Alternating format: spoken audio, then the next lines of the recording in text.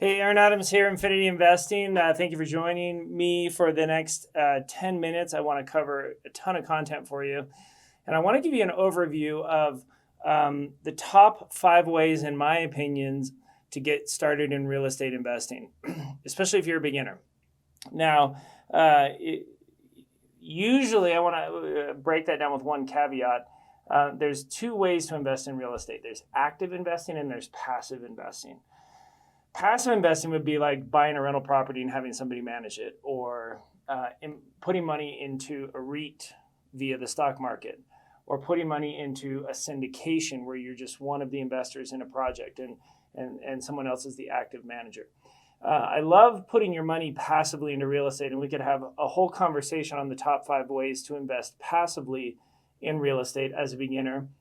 But for today, for the amount of time that we have, I want to focus on the top 5 ways to get into real estate as a job, to get into real estate as a career, or maybe because you want to fire your boss and quit. I know that for me, in 2000, when I was teaching high school, I was really interested in real estate. At first, I thought I could do it on the side. And I had so much success on the side and made so much more money than what I was making at the high school. It was really a no-brainer. I couldn't afford to keep my job. And so based on everything that I know about real estate investing, which currently I'm managing $250 million worth of real estate, I've bought thousands of properties over the last 21 years. I have 400 people working with me and for me to find deals, buy deals, fix them up, develop them, sell them, manage them. So I'm part of a huge team that I started in 5 different states to do real estate. So we're 21 years, thousands of deals, tens of millions of dollars in transactions. What do I think the best 5 ways to get started up and active? Okay, it's not get a real estate license, which is what a lot of people think. And it's not flipping single family homes because people watch the flipping shows. Those are the 2 most common ways that people say, oh, you're in real estate, and that's what they think, that one of those 2 things. So let me break that down for you because, again, we try to keep these YouTube videos under 10 minutes so that you can digest them and not get too deep. So the first one is wholesaling and direct marketing. Now, we're in a pretty hot real estate market right now, and so there is no good deals. If a deal's on the market, if it's on Zillow, it's not a good deal. The good deals get purchased before they hit the market, and they get purchased by investors like me. And what we use to find those deals is direct marketing. Now, once you learn how to do the direct marketing, whether you text people, call them, knock on their door, send them a postcard, send them a letter, put a sign on your car that says "We Buy Houses," one of those 6 methods, which we teach you all of those 6 methods, then you don't have to buy the deals. You can just turn around and sell them to somebody else. So imagine you get a deal under contract in, let's say you live in Fort Worth, Texas, and you get a deal under contract from the seller to buy it from them for $60,000, and you turn around and find an investor like me in Texas who would pay $80,000 for it. Boom, you just made 20 grand. And so wholesaling is a fantastic strategy to get into real estate. We teach wholesaling at infinityinvesting.com, and it's that combined with the direct marketing is a fantastic way to move forward. The next strategy I love is Airbnb. Now, a lot of people were kind of down on Airbnb during COVID because everyone stayed home, nobody traveled, and the Airbnbs really suffered. But this idea of shared living, this idea of vacation rentals, a lot of people get confused with Airbnb. They think that I'm referencing vacation rentals, like maybe you went to Orlando and your family rented a condo. I'm not actually focusing on vacation rentals when I say Airbnb. What I'm really focusing on is cannibalizing hotel rooms. So think about where you live. Why do people stay at hotels? Is there a convention center that they're coming for? Is there a hospital with a cancer treatment center that they're coming to stay at hotels?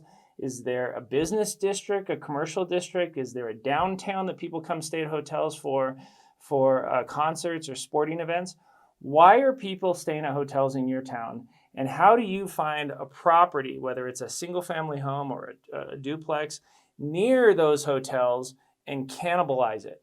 And so if the hotels are charging $300 a night, for the big convention in town, and I can have a house 2 blocks away that's charging $150 a night.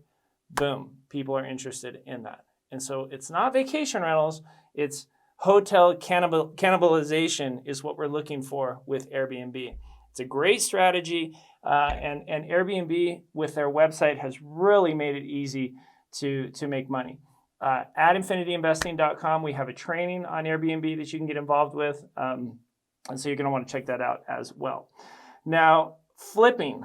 Most of you have seen the flipping shows where they're flipping single-family homes and selling them to homeowners. But in this case, I'm talking about flipping mobile homes and flipping multifamily. So like your duplexes, your fourplexes, your sixplexes. I love mobile home flipping, and I love small multifamily flipping for a lot of reasons. But mobile home, you have very little competition for. Multifamily, you can create value by fixing the property up, by raising the rents. And so you don't have as much, or in the case of mobile home, you have very little competition. In the case of multifamily home, it's less competition than what you would have with your traditional single-family home flipping, like you see on the flipping shows. Flipping has always been great and continues to be great, and those two segments are the ones that I really love the best. Now, property management and leasing. A lot of people, when they get a real estate license, they think they're going to go to Keller Williams and become a realtor and do open houses. And that is a way to go. And there's a lot of realtors making a ton of money doing that. However, my 2 cents would be to think about doing property management and leasing properties as a way to get into real estate. So imagine getting a license and then going to work for a property management company, getting a license and going to work for a leasing company, or being a leasing agent for a property management company. Property management is in huge demand. You don't have a ton of college graduates coming out saying, I want to be a property manager. In 2012, Wall Street from 2012 to 2020, Wall Street bought millions of properties, single-family homes, and they need property management.